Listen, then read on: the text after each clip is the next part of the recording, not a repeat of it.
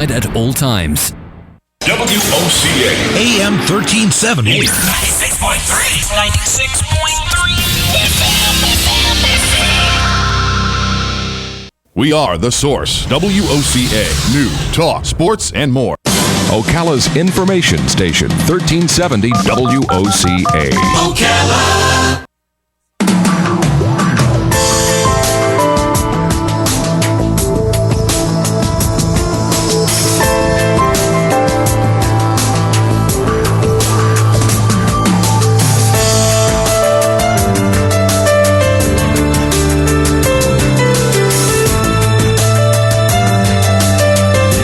All right, 5 minutes after 10 o'clock. Thank you for tuning in. Nice looking Monday morning. Gosh, we have a book I want to tell you about, and it just arrived just this second. Robin just brought it into the studio here. It's called Unspeakable Things, Kathleen Spivak, but I do have notes on the book, and I was so amazed at how I want to read something to you before we say hello to the author. Kathleen Spivak is on the phone. She's an award-winning poet. She's a teacher in Boston and in Paris. She's a researcher and an author. It says in her notes somewhere that she was friends with Robert Powell, also I think he was a poet laureate at one time. And for those of you who nominated for a Pulitzer, she's awesome. But let me read to you something that it's a good writer sometimes can create images with words. And a good writer can do that in a short amount of words. A good poet uses a few words to create a lot of visuals, right? Mm-hmm. Listen to this. This is what it says here. Anna, known as the Rat, an exotic Hungarian countess with the face of an angel. Okay, you following so far? Known as the Rat and an angelic face, beautiful eyes and a seraphic smile, with a passionate intelligence and exquisite ugliness. So now we've got pretty and ugly in the same person. Yes. And the power to enchant. Her second cousin Herbert, a former minor Austrian civil servant who believes in Esperanto and the international rights of man, wheeling and dealing in New York, powerful in the social sphere, yet under the thumb of his wife Adeline, who isn't. That's my words. Michael, their missing homosexual son. Felix, the German pediatrician who dabbles in genetic engineering. Well, those Germans, they're always dabbling with that genetic engineering stuff. Practicing from his Upper East Side office with his little dachshund, Shotzi. I think I met this guy.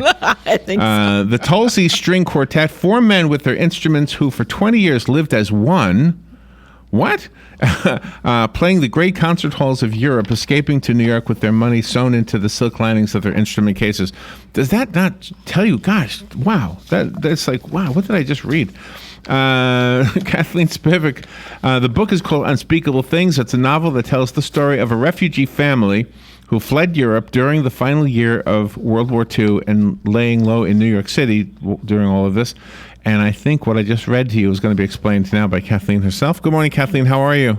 I'm fine. Hi. Where are you? Where did we call? I'm in Watertown, Massachusetts, which is basically a little working-class town, or was, between Boston and Cambridge. Oh, okay. Massachusetts. Right. And how is the weather today? Oh, terrible. Windy. I was just looking at your location, yearning. Oh, you want to be yearning. here? I like that word. Yes, I want to be. Yeah, a poet would use the word yearning, yes. Yes, I want to be there. It's freezing. English is not your first language, correct? Well, it is. Oh, it is? Okay. Mm-hmm. Okay, usually a poet writes in his or her first language, so that's why I was wondering. Mm-hmm. Right, it is my first language. Okay, I was born here, but in the book I just recreated this family. Anyway, I like the way you read from it. That made me laugh. Okay, I'm here. Here. Well, very good. Nice to have you on the air with us. Yeah. Well, isn't that though the mark of a poet is to be able to take a few words and create these images in our brains that they don't take the amount of words that I guess a novelist might write, even though this is a novel. Mm-hmm. Well, writing Unspeakable Things to me was very different from writing a poem, and I bet you've got poets listening. But a poem is to me is like one moment crystallized and caught, maybe one image, one photograph in words. And you go deep, deep, deep from that one word. Where a novel, you have incredible it felt like incredible freedom. You walk through a much wider world. You can have many characters. You can have a broader view of things. You can bring in history and more obviously. So I would say that a novel is a lot more words. Yeah, definitely. Yeah, definitely. Yeah. Well, when you write, though, you have to make sure that the writing is not boring. You have to keep the reader all encompassing with your characters, not just with the dialogue, but with the different descriptive scenarios as well. Oh, that's so true. I don't think I don't think about keeping the reader entertained. I mean, when I'm writing, I'm not thinking about the reader so much as getting it down right. And, of course, there's so many revisions. Unspeakable Things went through maybe 5, 10, I don't know how many revisions. And sometimes I felt, wait a minute, I've gotten over the top. I'm kind of, as I was laughing. Oh, my gosh. And then, but my editor didn't think so. So my editor said, no, leave it in.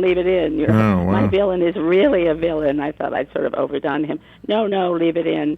And, but it's really hard to know when you're working on something. You're so kind of absorbed in getting it right. And then when you revise it, you go right back into it. It's really hard. But I don't think, I actually don't think of the reader. I mean, I show it to a few people when I'm done, but I'm not thinking about the reader when I'm working that hard. Did you have to go back in time to your own life in order to create this novel? How close does the novel represent what you went through? Part of it's real, part of it's imagined, and then part of it is sort of magical realism. It's true that my family came from Europe to New York, and my main characters are based on real people. The rat was a real person, actually. Really? And was Shotzi a real dog? Yes. Oh, good. That's my favorite character. Yes, that little dachshund is my favorite character. So innocent. And the pediatrician, well, that was definitely based on a real pediatrician. But when I was writing it, my parents were alive, and so I knew I better show it to them, or else. And they laughed at the pediatrician, and they said what every parent would say, oh, but he was so good with children, you know, that they know. And but Herbert, the main character, is based on my grandfather, and I almost kind of breathed into him, or he breathed into me, because I wanted to understand why. I have to cut in and say, you know, a lot of the book is set in the New York Public Library, and I wanted to know what was he doing in the New York Public Library when he was forced to drag us kids, you know. So that was the impetus for the book. Oh my gosh! Wow! So this sounds like, was this something you had been wanting to do for a long time and just kept putting it off? Well, I wrote.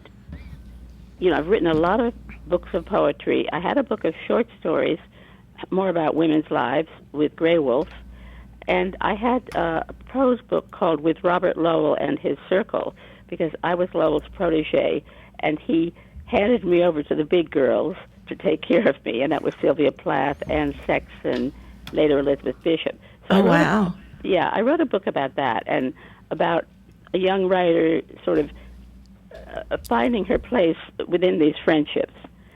And I had no idea. Meanwhile, just for fun, I was writing novels on this side. So I would say for your listeners, cheer up. I wrote 2 perfectly horrible novels, and they were horrible, and I never showed them to anybody. I erased them from my hard drive. I didn't even send them out. Oh. And they weren't on this theme at all, but they were what can I tell you? I mean, So are the audiences different? The audiences that read the poetry, are they different from the audiences that read the prose? well, I don't know, because Unspeakable Things is a refugee story. It's a story about displacement. It's relevant now, and when I've read from it here, people have stood up and said, I'm a refugee from, and it could be Somalia or it could be China. It relates to the whole displacement. My people come looking for the American dream, and but they're still held back by the war and by their attempts to help other refugees or not. Right, yeah. So this is completely unlike anything I've ever written. Though I have to admit, I did try a few stories about the rat. They didn't work. They were so flat. Oh, God. So horrible. do you believe the pursuit of the American dream is what makes us who we are? I think that all the time. I think that we are truly the whole world coming together in one place that has a pretty good idea of how people should have lived all along. But it took, the guys who made the Constitution to create a place where we could live and work and practice and not preach, but believe what we wanted to believe. Mm-hmm. I think that's beautiful, what you just said. That's beautiful. I hope you send me a transcript of this show. Oh, I'll send you a video. I don't even remember what I just said. Now I'm thinking, what did I say? Well, it'll show up. But part of that is the food, and part of that is the music, and part of it is the clothing, and so it makes us who we are. Well, one thing that I write about the kind of can-do spirit in America, and incidentally, my parents absolutely loved America. I mean, loved America. Oh, and, how nice! They did. They just took us kids. When my dad was out of work for a long time, but he took us kids to see things like the Pittsburgh Steel Industry, Steuben Glass, Ford Motor Company, Washington. They loved the diversity of America. And my refugees have a hard time because they're coming out of such a terrible situation, and they've lost people, and they've been through hell. So it's like the first generation anywhere. They can't. The older generation can't forget. I think that's true of any refugee population. People have been through so much suffering, and they don't want to tell their children about it. Mm-hmm. So, Unspeakable Things is. It has so many meanings. It was always the title because it's things that the older generation will not talk about to the younger. Yeah. So are you the character in the book, Maria? No. No. Well, yes and no. Yes and no. I couldn't make the main character a little kid. I mean, it just wasn't going to work with these colorful and completely over-the-top characters. Yeah. So she definitely she watches, she experiences, but the main characters, the ones you read, the quartet, the doctor, the river, Unspeakable Things, they are they are what makes the book move. I hope. I think so. Yes. Kathleen, can you hang on a second? We have to take a weather break, and we'll be right back to chat with you some more. Kathleen Spivak is on the phone. Her book is called Unspeakable Things. We're talking about the book. It's a novel that tells the story of a refugee family who fled Europe during the final year of World War II and then lay low in New York City. We'll take a little break and continue the conversation on the other side. The weather is brought to you by myfwc.com. Safe boating is no accident. It'll be partly sunny Monday, and there can be a shower or thunderstorm around in the afternoon. The high 85 near the coast, 91 inland. Partly cloudy Monday night with a chance of a shower, low 69 to 73. Tuesday, times of clouds and sun with a shower and heavy thunderstorm or two, especially during the afternoon hours over the interior. High 83 to 87. For Wednesday, clouds and sun with a thunderstorm around in the afternoon, high 83 to 87. From the Florida Weather Center, I'm Joe Lundberg. Since 1916, A lot of independent agents have recommended auto owner's insurance, and a lot of parents have taken that recommendation to heart. So have a lot of their children, and grandchildren, and great-grandchildren. As we celebrate our first 100 years, Auto Owners Insurance thanks all those who have put their trust in us, and all the generations who will. Call George Mangan Insurance in Ocala today, 352-732-3191. You've got a garden and we've got a show for you called You've Got a Garden with your host, Master Gardener Carol Ann Baldwin. Carol Ann answers your questions about your flowers, your veggies, your grass, your trees, even questions about your bugs. And she's only on WOCA, so don't miss Carol Ann Baldwin and You've Got a Garden each Tuesday from 9 a.m. to 10 a.m. right here on WOCA The Source. April showers bring May flowers, but May is easily the most special month for Palm Garden of Ocala. Nurses Week is May 2 to 6, and we have award-winning nurses and CNAs taking care of our precious residents. National Nursing Home Week begins on Mother's Day and is filled with special events. May is the perfect month to come visit before our services are needed. Palm Garden Rehab is located on the corner of 27th Avenue and 34th Street. At Ameris Bank, we understand that there is no purchase more exciting than the purchase of a new home. We are dedicated to helping you find the mortgage that meets your needs and giving you the personal attention you deserve. Our mortgage options offer a variety of benefits, including up to 100% financing, down payment assistance, and expansive credit qualifications, all with the competitive rates and exceptional service. Call Ameris Bank today or visit amerisbank.com to learn more. We look forward to serving you. Ameris Bank is an equal housing lender and member of FDIC, all loans subject to credit approval. Yeah, I'm that drip coming down from the corner of the room. But where did I come from? I'll never tell. Bone Dry Roofing can and will fix it right the first time using quality materials and will deal honestly and fairly with you, period. You can find Bone Dry Roofing on their website, bonedryroofingllc.com, and Facebook at Bone Dry Roofing LLC. Do it right before your roof needs a tarp to keep the elements out. Bone Dry Roofing stands behind their work to help make your home safe and secure, plus they have financing available. Remember, if you're not bone dry, then you're all wet. We are The Source, WOCA. All right, 22 minutes after 10 o'clock, 79 degrees right now. Temperatures expected to climb to 90 today. There's a 20% chance of rain, 40% chance for tonight. Lows dropping to 69. Then tomorrow, highs only around 86, but there's an 80% chance of rain tomorrow. So that thing you put away for a rainy day, like a good book called Unspeakable Things, Yeah. pick it up tomorrow while you're, kind of dealing with the rain. On the phone is the author of that book, Kathleen Spivak, up in, near Boston somewhere, right? What was the town called again? Yes, Watertown. Watertown. It's a pretty name, actually. Well, it's along the Charles River, and supposedly George Washington stopped here. I think he stopped everywhere, but supposedly he stopped here too. Did he? Did he leave any hair or teeth? No, but we found an arrowhead in our front yard. Did you really? Oh, cool. Yeah. Yes, I think over the weekend they found some mastodon bones here in Florida. Yeah, they did. Yeah, I wish I could find something like that. Do you know what I want to ask you? This is something I've always wondered about, and I don't know if you agree. As horrible as World War II was, as horrible as it was, why do we look back on that as if it was a romantic time? Oh, wow. I don't know if we, So you might disagree that we do, right? Well, it's an interesting question, but I think that we're looking back on it now.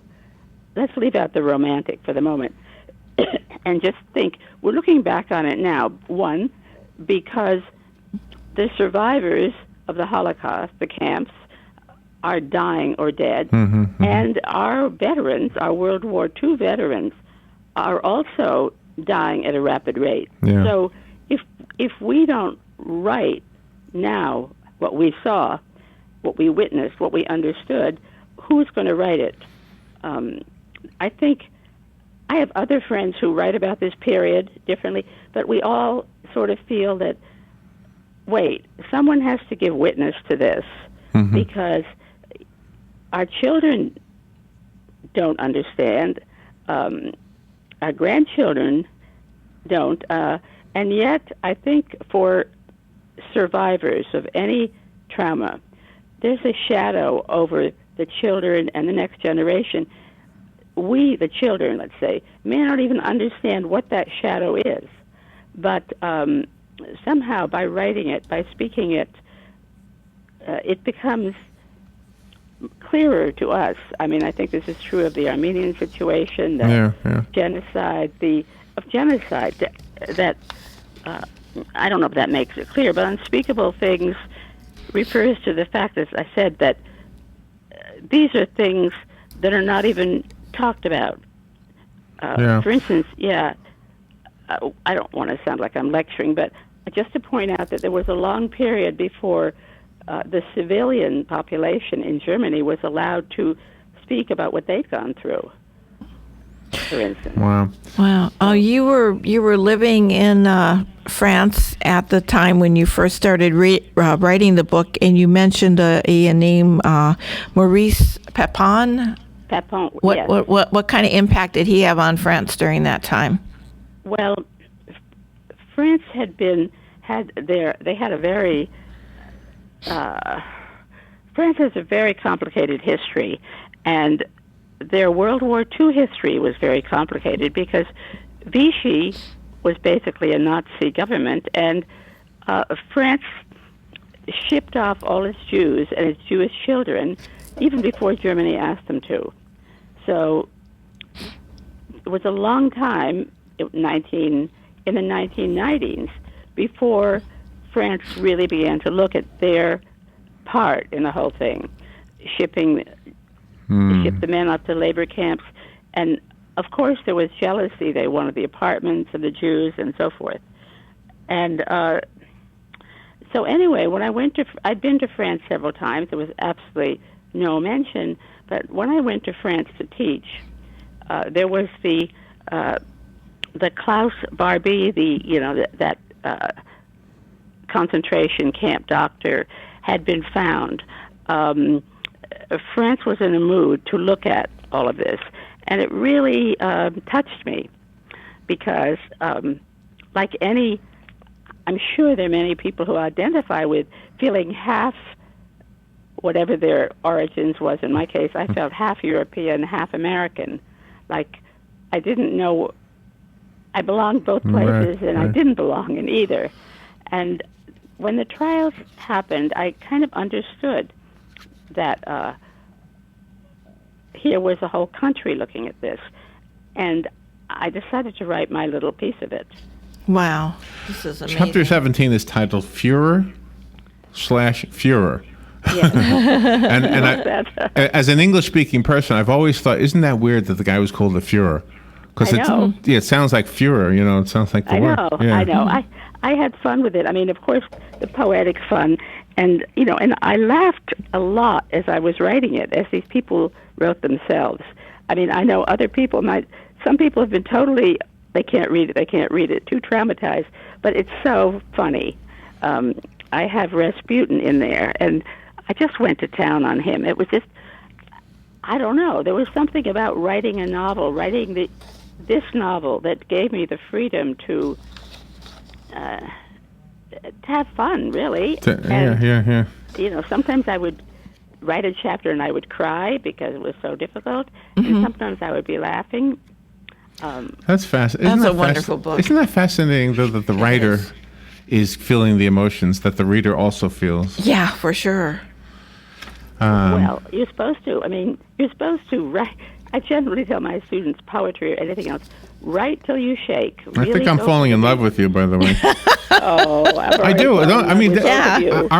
Isn't she lovely? Yeah, very, very much so. I love this. Kathleen, the inside of the book says a wild erotic novel. We didn't talk about anything erotic. No, because I think that was my editor who wrote that. We've got 1 minute left. Kathleen, thank you so much for taking time out of your day to be on the air with us. I think you're making a great contribution that needs to be made with the book, in addition to, of course, your fabulous way of writing. I have a copy. I would love to keep it myself, but I'm not going to. I'll buy my own, but I'm going to give this one away. It's called Unspeakable Things. Call me if you would like the copy that was sent to us, and you are welcome to it. There is a website also. It's KathleenSpivak.com. Is that right, Kathleen? That's right. Or maybe .org. I don't know. Okay, it could be .org. Okay. I don't know. I didn't check it out. I think Robin checked it out, right? Yeah. Robin does. Robin does a lot of I don't know stuff. which one. Mm-hmm. Kathleen, you are lovely. Thank you so much for being on the air. If you're ever in beautiful Florida, we would love to have you in the studio. I'd love to meet you both. What a wonderful conversation this has been. I haven't had many really terrific, such really terrific conversations. Oh, that is sweet. That is sweet. So thank you. Thank you, You're Kathleen. welcome. All right, we've got to take a break, and we will be right back.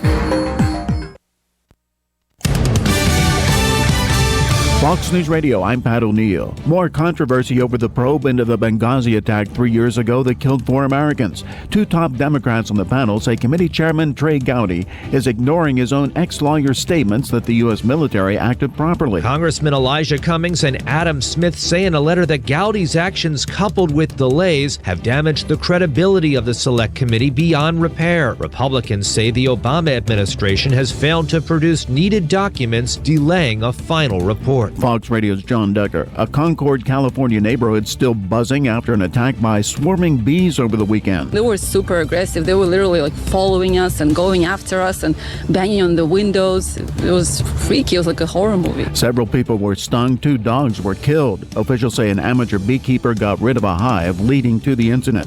Fox News.